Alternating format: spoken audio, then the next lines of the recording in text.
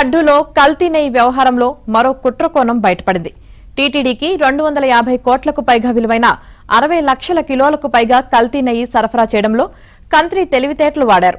టీటీడీకి నెయ్యి సరఫరా చేసే ముందు ల్యాబ్ టెస్టింగ్ కోసం పొమిల్ జైన్ తదితర నిందితులు ఇతర నాణ్యమైన సంస్థల నుంచి 1/2 లీటరు కిలో టిన్నుల్లో నెయ్యి కొనుగోలు చేశారు. వాటి శాంపిల్స్ ను పరీక్షలకు పంపి నాణ్యమైన నివేదికలు తెప్పించుకున్నారు. టీటీడీకి మాత్రం బోలేబాబా డైరీలో కల్తీ నెయ్యి తయారు చేసి దాన్నే వైష్ణవి, మాల్గంగా తదితర డైరీల ద్వారా సరఫరా చేశారు. టీటీడీకి ప్రతి కల్తీ నెయ్యి ట్యాంకర్తో పాటు ఇతర సంస్థల నెయ్యి శాంపిల్స్ నాణ్యమైన నివేదికలు పంపారు. అంటే ట్యాంకర్లో ఉన్న నెయ్యి బోలేబాబా డైరీలో తయారు చేసిన కల్తీది, నివేదిక మాత్రం ఇతర కంపెనీల నాణ్యమైన నెయ్యి శాంపిల్ది. ఎన్ఏబీఎల్ రిపోర్ట్ల కోసం ఇతర డైరీల నుంచి నాణ్యమైన నెయ్యి కొనుగోలు చేసి దాన్ని శాంపిల్స్ గా పంపించిన వైనం సిట్ దర్యాప్తులో వెలుగు చూసింది. ల్యాబ్ టెస్టింగ్ కోసం పొమిల్ జైన్ తదితర నిందితులు నాణ్యమైన నెయ్యి కొనుగోలు చేసిన డైరీలలో హెరిటేజ్ సహా పలు ఇతర డైరీలు ఉండడం గమనార్హం.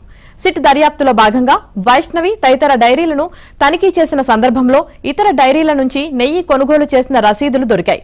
వాటిని స్వాధీనం చేసుకుని ఆరా తీసిన సిట్ బృందానికి విస్తుపోయే వాస్తవాలు తెలిశాయి. టీటీడీ నెయ్యి సరఫరా టెండరు నిబంధనల ప్రకారం దేవస్థానానికి నెయ్యి సరఫరా చేసే డైరీ సంస్థలు ప్రతి ట్యాంకర్తో పాటు ఎన్ఏబీఎల్ ల్యాబ్ రిపోర్ట్ పంపించాలి. అయితే పొమిల్ జైన్ తదితరులు బోలేబాబా డైరీలోనే కల్తీ నెయ్యి తయారు చేసి దాన్నే వైష్ణవి, మాల్గంగా తదితర డైరీల ద్వారా టీటీడీకి సరఫరా చేశారు. ఆ క్రమంలో ప్రతి ట్యాంకర్కు ఎన్ఏబీఎల్ ల్యాబ్ టెస్టింగ్ రిపోర్ట్ పంపాలి కాబట్టి శాంపిల్ నెయ్యి మాత్రం నాణ్యంగా ఉండేలా మాయ చేశారు. దానికోసం హెరిటేజ్, సంగం, హడ్సన్, దొడ్లా వంటి డైరీల నుంచి 1/2 లీటరు కిలో టిన్నుల్లో నెయ్యి కొనుగోలు చేస్తూ వచ్చారు.